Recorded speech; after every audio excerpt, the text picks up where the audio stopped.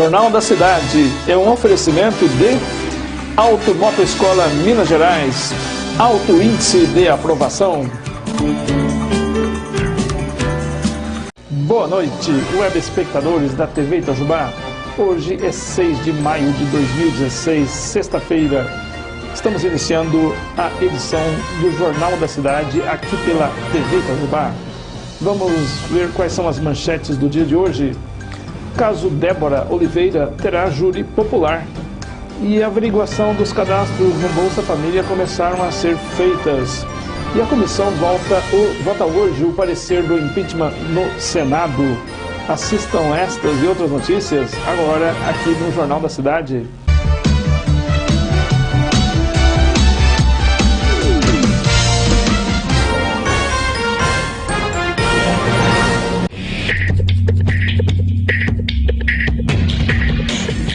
E o acusado de matar Débora Oliveira terá júri popular, decide o Tribunal de Justiça de Minas Gerais.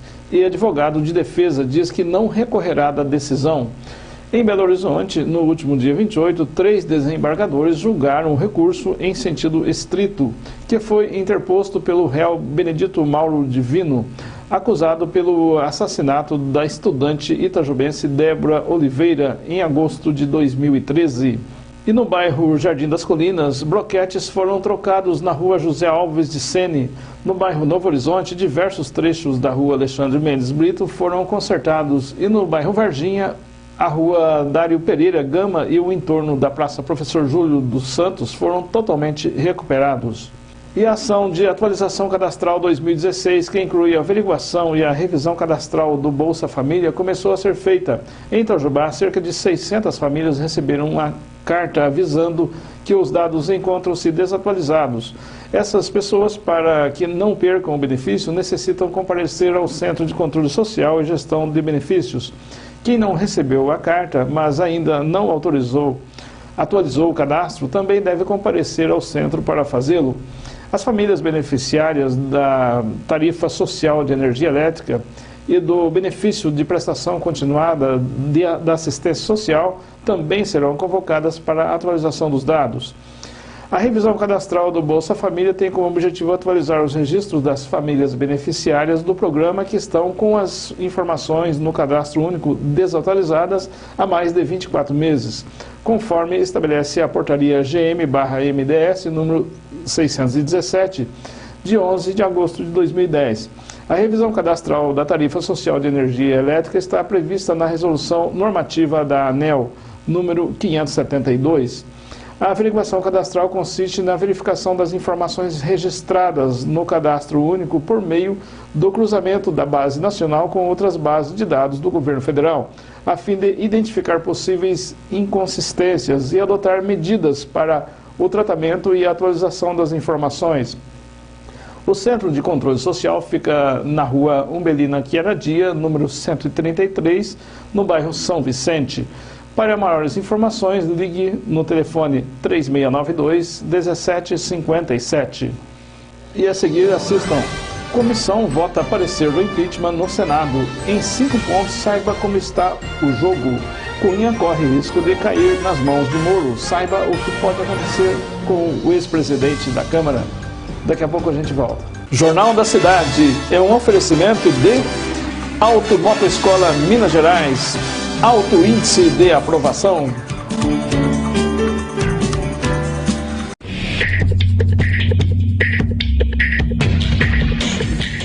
E na próxima quarta-feira, dia 11, o Senado deverá decidir se dá início ao processo de impeachment contra a presidente Dilma Rousseff e, com isso, a afasta temporariamente do cargo até o julgamento. Para que isso de fato ocorra, porém, é preciso de uma série de trâmites determinados pela legislação sejam cumpridos. Entre eles, a votação do parecer do relator Antônio Anastasia, do PSDB de Minas Gerais, pela Comissão Especial do Impeachment. A expectativa é de que Dilma seja mesmo afastada na semana que vem.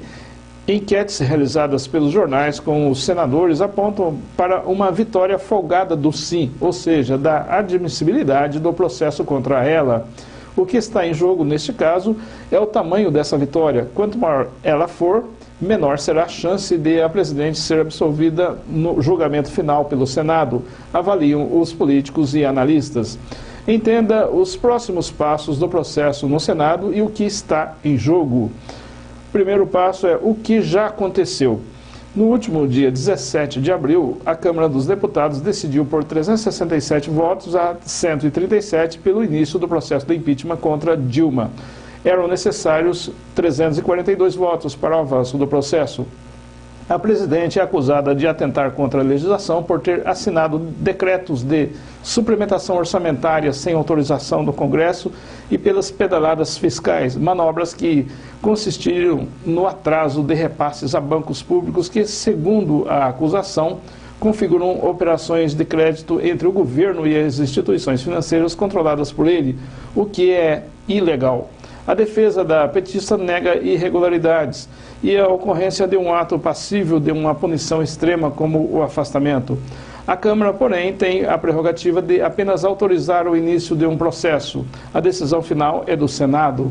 Diante disso, foi criada, a exemplo do que ocorreu na Câmara, uma comissão de senadores para analisar o tema. Escolhido como relator, Antônio Anastasia, do PSDB de Minas Gerais, concluiu que há indícios robustos de crimes fiscais que poderiam justificar a perda do mandato presidencial. Segundo passo, em que fase está o processo?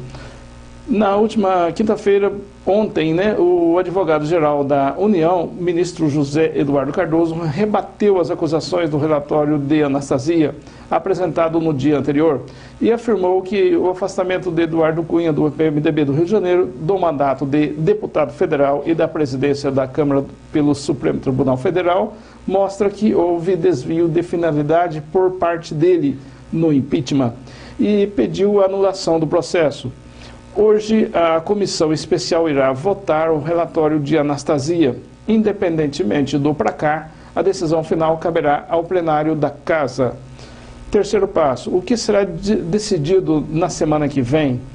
Na votação do plenário do dia 11, na quarta-feira, ainda não estará em jogo se Dilma deve ou não perder o mandato com base nas acusações descritas pelo pedido de afastamento apresentado pelos advogados Janaína Pascoal, Miguel Reale Júnior e Hélio Bicudo. Os senadores apenas deverão dizer se vêem indícios para a instauração do processo. Caso a maioria dos senadores, 41 dos 81 votos, assim decida, a presidente seria afastada por até 180 dias para aguardar o julgamento final. Se isso de fato ocorrer, ela será comunicada da decisão e terá seu salário cortado pela metade. Dilma poderá ficar no Palácio da Alvorada, residência oficial da Presidência da República, durante o processo. Com isso, Temer assumiria interinamente o cargo já na semana que vem e passaria a despachar do Palácio do Planalto, montar sua equipe ministerial e etc. Quarto passo, como seria a sequência do processo? Em caso de aval do plenário na semana que vem, a tramitação terá sequência na Comissão Especial do Senado, que permaneceria inalterada, mantendo inclusive o mesmo presidente, Raimundo Lira, do PMDB de Pernambuco, e o relator Anastasia, mas já sob a orientação do presidente do Supremo Tribunal Federal, Ricardo Lewandowski. Essa seria a chamada fase de instrução do processo. Após colher depoimentos e analisar o material sobre as acusações, entre outros procedimentos, o colegiado emitiria um novo parecer. Não há um tempo pré-definido para isso, diferentemente do que ocorreu nas etapas anteriores. Tudo dependeria das diligências a serem realizadas. O parecer da comissão, agora chamado de sentença de pronúncia, seria então levado ao plenário da Casa para votação, em uma sessão presidida pelo presidente do Supremo Tribunal Federal. O documento é aprovado caso obtiver o apoio da maioria dos senadores, 41 deles, senão o processo seria encerrado e Dilma voltaria ao cargo. Com a aprovação, seriam convocados então a acusação e a defesa para fazerem suas alegações. E em seguida, os autos do processo seriam enviados ao líder do judiciário. É nesse momento que o julgamento final seria marcado. Quinto passo, o julgamento e o fim do processo.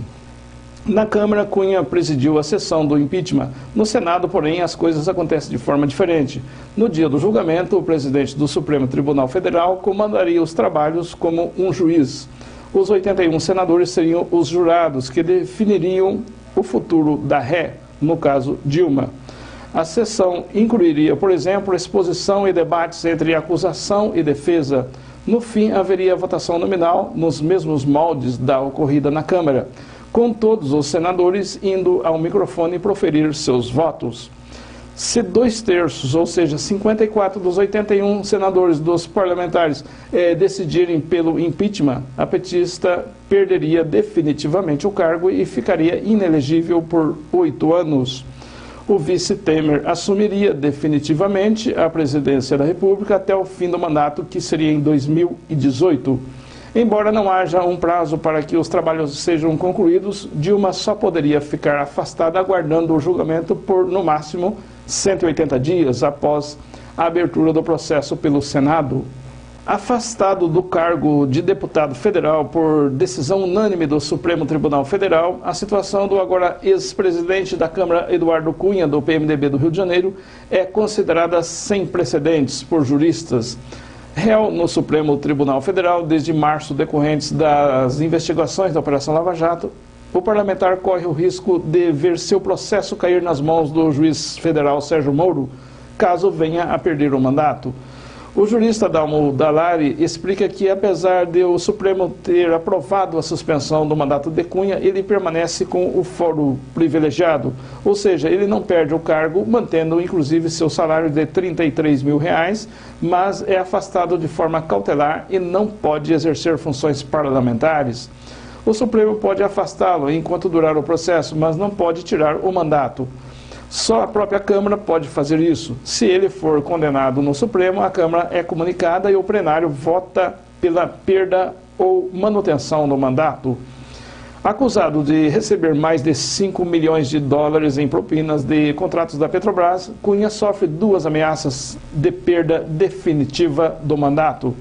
A primeira, no próprio Supremo Tribunal Federal, o Supremo tornou Cunha réu em 3 de março passado por suspeitas de corrupção passiva e lavagem de dinheiro. Não há prazo para que o julgamento ocorra, mas se a Corte determinar a condenação, a decisão é remetida à Câmara, que em plenário vota pela manutenção ou perda do mandato. A segunda ameaça contra Cunha está no Conselho de Ética da Câmara, onde corre um processo por quebra de decoro parlamentar. A matéria se arrasta desde novembro em razão de manobras executadas por Cunha. O Conselho avalia se Cunha mentiu na CPI da Petrobras quando afirmou não possuir contas no exterior, fato questionado pelas descobertas da Lava Jato.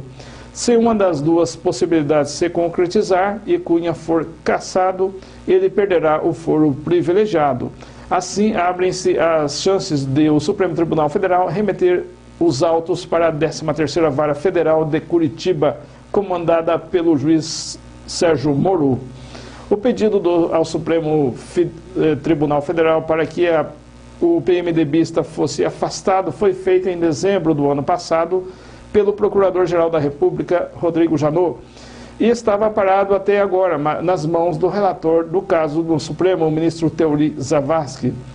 Na madrugada da quinta-feira, ontem, uma decisão liminar do ministro colocou uma pausa nos 459 dias de Cunha como presidente da Câmara dos Deputados.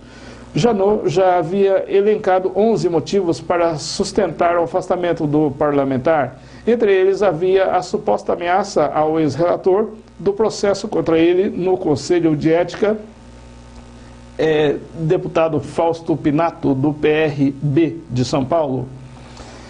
Cunha se defende e, em entrevista coletiva concedida em frente de sua residência em Brasília, após a decisão do Supremo Tribunal Federal, Cunha disse que respeita a Corte, mas que não pode deixar de contestar e estranhar a decisão.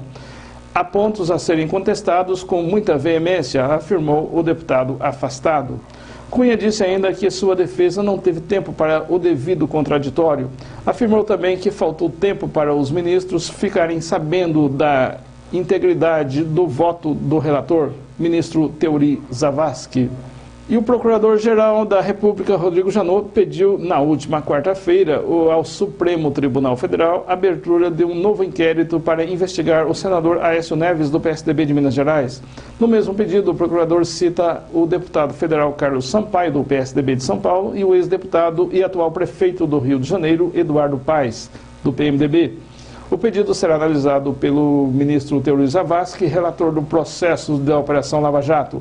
A investigação está baseada em um dos depoimentos de delação premiada do senador Delcídio do Amaral. Segundo o parlamentar, em 2005, durante os trabalhos da Comissão Parlamentar Mista de Inquérito, a CPMI dos Correios, criada para investigar denúncias do Mensalão, Aécio Neves, então governador de Minas Gerais, enviou emissários para barrar quebras de sigilo de pessoas e empresas investigadas, entre elas o Banco Rural. Um dos emissários era Eduardo Paes, então secretário-geral do PSDB, informou o senador.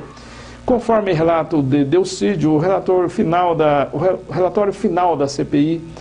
CPMI foi aprovado com dados maquiados e que Paes e o deputado Carlos Sampaio também tinham conhecimento dos fatos. Em outro pedido de abertura de inquérito, nesta semana contra Aécio Neves, Janot cita supostos crimes cometidos pelo senador em Furnas, empresa subsidiária da Eletrobras. O pedido também cita declarações de Delcídio do Amaral. Por meio de notas, Aécio Neves, Carlos Sampaio e Eduardo Paes negaram as acusações. Aécio defendeu as investigações e declarou que tem convicção de que as investigações deixarão clara a falsidade das citações feitas por Delcídio.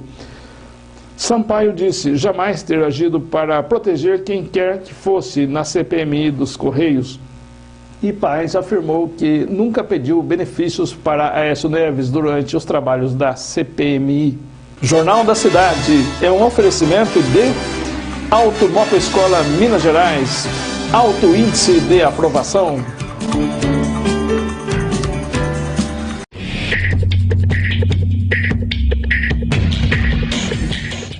E agora vamos falar sobre a economia. O dólar entrou nesta sexta-feira com queda de 0,01% a R$ 3,54 e o euro entrou com alta de 0,17% e começou o dia a R$ 4,04.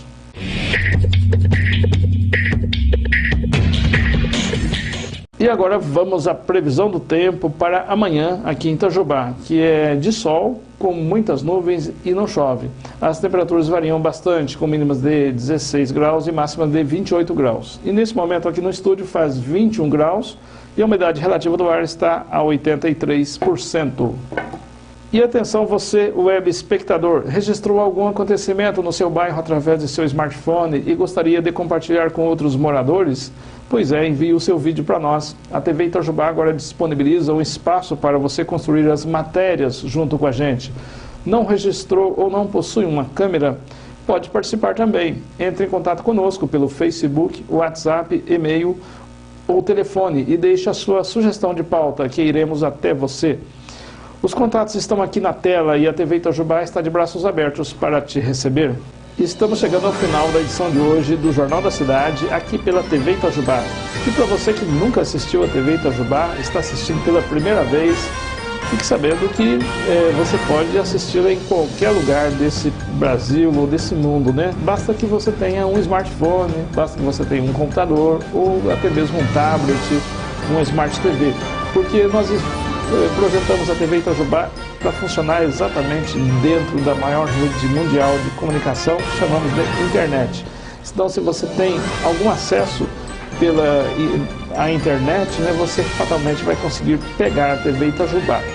E para você que é empresário, está na hora de você repensar a sua forma de fazer mídia, de anunciar os seus produtos. Pense em associar os seus produtos à internet. Por quê? Porque todo mundo acessa a internet hoje, né? Todo mundo acessa a internet e tem mais de 80% dos acessos à internet é via, sabe o quê? Smartphone.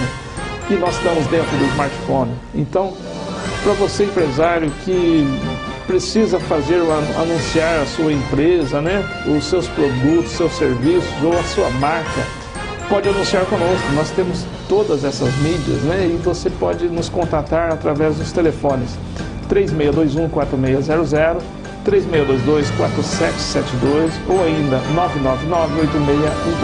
999-861444. E o DDD nosso é 35, porque nós estamos aqui no sul de Minas. Nós somos a primeira TV via internet, que nós chamamos de Web TV, aqui do sul de Minas. Nós já estamos funcionando há 7 anos e ela faz parte do grupo Teletel Rede de Franquia, que está há 25 anos no mercado. Então, TV Itajubá é uma TV de alcance mundial.